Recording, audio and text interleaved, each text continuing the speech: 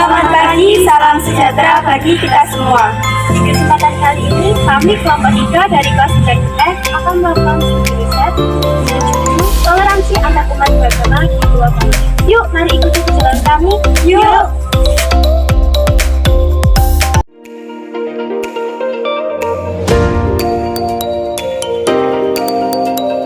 Halo semuanya, saya Cynthia Natasha Rianti, si pejuang mimpi.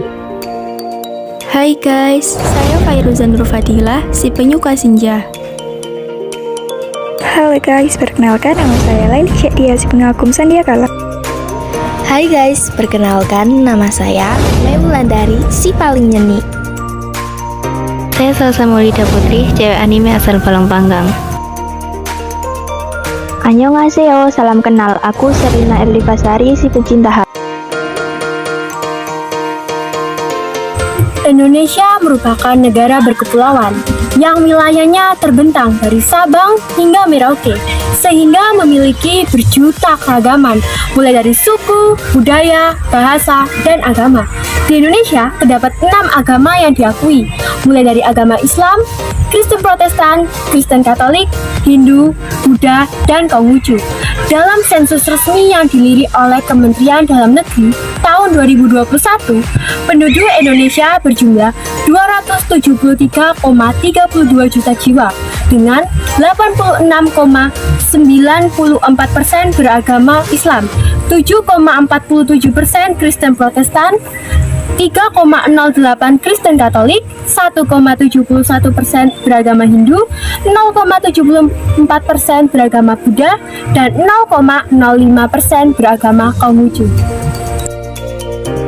Perbedaan keyakinan di negeri kita kerap berujung pada kejadian yang tak mengenakan. Dari penutupan paksa tempat ibadah sampai penyerangan rumah warga minoritas, internet dan media cetak dipenuhi dengan berita negatif yang membuat kita pesimis akan masa depan toleransi hidup beragama di Indonesia. Padahal dasar negara Indonesia adalah Pancasila dengan lambang Garuda. Pancasila dengan semboyan Bhinneka Tunggal Ika yang memiliki arti berbeda-beda tetapi tetap satu jua. Dengan berbagai agama yang ada, kerukunan umat beragama merupakan hal yang sangat penting untuk mencapai kesejahteraan hidup negeri ini. Salah satu cara untuk menciptakan kerukunan adalah dengan sikap toleransi.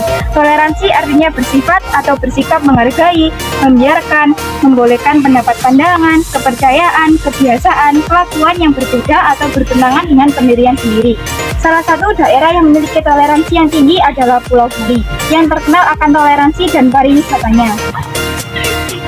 Berdasarkan studi toleransi antar umat beragama di Pulau Bali, maka laporan akan membahas tentang 1. Mengapa Pulau Bali menjadi salah satu tempat yang memiliki ikatan toleransi yang kuat? 2. Bagaimana cara masyarakat di Pulau Bali dalam menjaga ikatan toleransi? Dan 3. Apa saja manfaat yang tercipta dengan adanya sikap toleransi? Tujuan penelitian berjudul Toleransi Antar Umat Beragama di Pulau Bali adalah: yang pertama, mengetahui lebih dalam akan keberagaman agama di Indonesia, terutama di Pulau Bali. Yang kedua, mengenalkan bagaimana bentuk toleransi antar umat beragama pada masyarakat di Pulau Bali. Yang ketiga, memahami manfaat dari adanya sikap toleransi apabila diterapkan dalam kehidupan sehari-hari. Manfaat dari penelitian yang dilakukan. Yang pertama, menambah wawasan mengenai keragaman agama di Pulau Bali. Yang kedua, mengetahui bagaimana bentuk toleransi yang dilaksanakan oleh masyarakat Pulau Bali. Yang ketiga, mengerti akan manfaat dari adanya sikap toleransi yang telah dilaksanakan oleh masyarakat Pulau Bali. Karena mayoritas agama di Pulau Dewata adalah agama Hindu, sehingga hampir di setiap jalan terdapat sesajen yang merupakan bentuk persembahan yang dinilai sakral oleh orang-orang Bali agama Hindu. Kebutuhan janur yang dikenal dengan nama busung di Pulau Bali cukup tinggi, terlebih menghadapi hari raya keagamaan. Pulau Dewata ternyata bukan hanya memiliki destinasi wisata pantai yang cantik dan mempesona saja. Di Pulau Bali juga terdapat sebuah komplek yang khusus dibangun untuk acara keagamaan. Area komplek ini bernama Puja Mandala. Terdapat asal-usul dari nama tempat ini. Puja berarti upacara penghormatan atau juga ibadah, sedangkan Mandala berarti lingkungan. Puja Mandala berada di Desa Kampial, Kelurahan Benua, Kecamatan Kuta Selatan, Kabupaten Badung, Bali.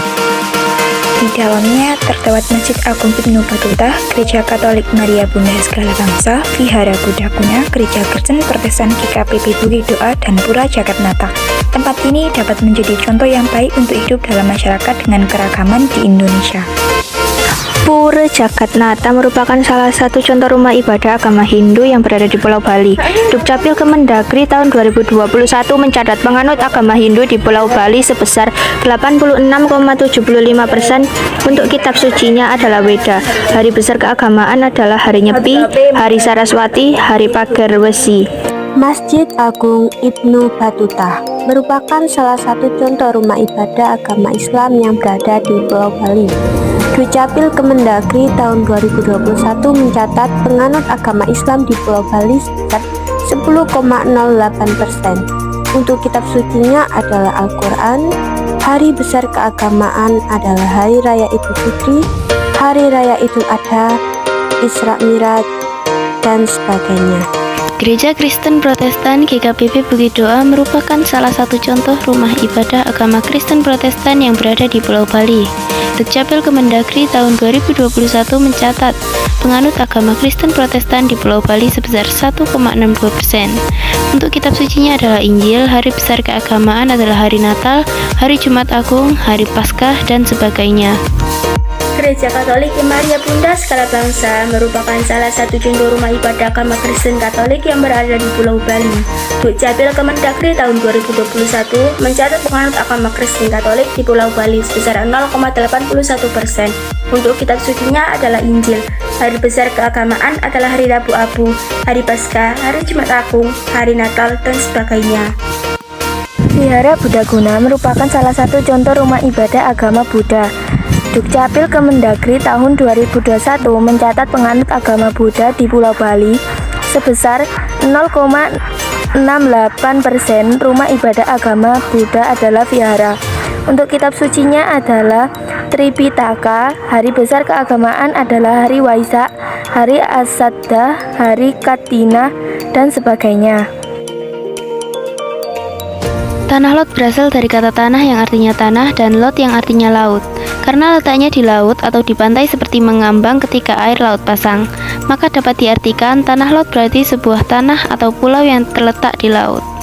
Pura Tanah Lot berlokasi di Desa Beraban, Kecamatan Kediri, Kabupaten Tabanan, di pesisir selatan Pulau Bali, kurang lebih 20 km dari kota Denpasar. Pura Tanah Lot terletak di atas batu karang laut besar menghadap ke Samudra Hindia. Ada beberapa pura yang ada di Tanah Lot, yaitu Pura Enjung Galuh, Pura Batu Bolong, Pura Batu Mejan, Pura Luhur Pembendungan.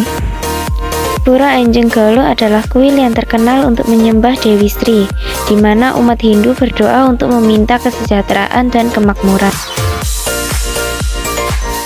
Nama bedugul ada beberapa versi. Salah satunya nama bedugul diambil dari dua kata beduk dan kul.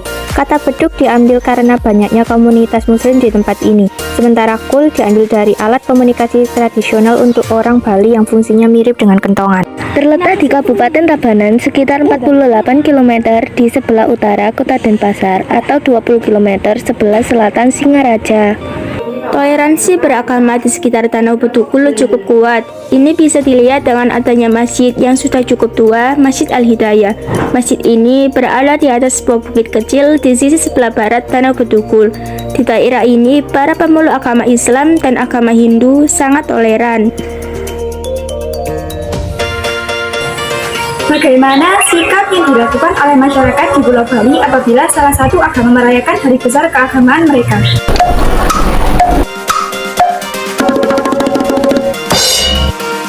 Yuk, mari kita simak penjelasannya.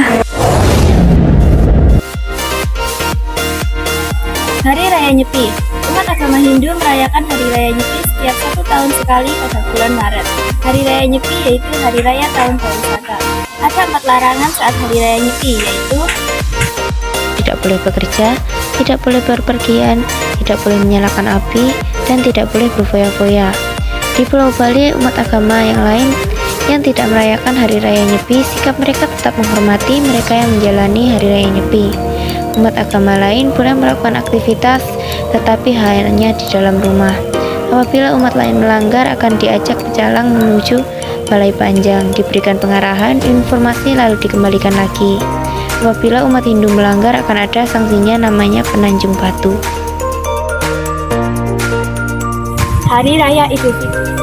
Umat agama Islam merayakan Hari Raya Idul Fitri setiap 1 Syawal. Di Pulau Bali, umat agama lain yang juga merayakan Hari Raya Idul Fitri menyikapinya dengan tidak mengganggu umat agama Islam saat melaksanakan hari besar keagamaan, ikut serta silaturahmi ke umat agama Islam. Hari Raya Natal. Umat agama Kristen merayakan Hari Natal setiap tanggal 25 Desember setiap 1 tahun sekali. Di Pulau Bali, umat agama lain yang tidak merayakan Hari Raya Natal, mereka menyikapinya dengan Tidak mengganggu umat agama Kristen saat merayakan. Mayoritas umat Hindu di sini justru sangat antusias membantu mempersiapkan perayaan Natal di gereja.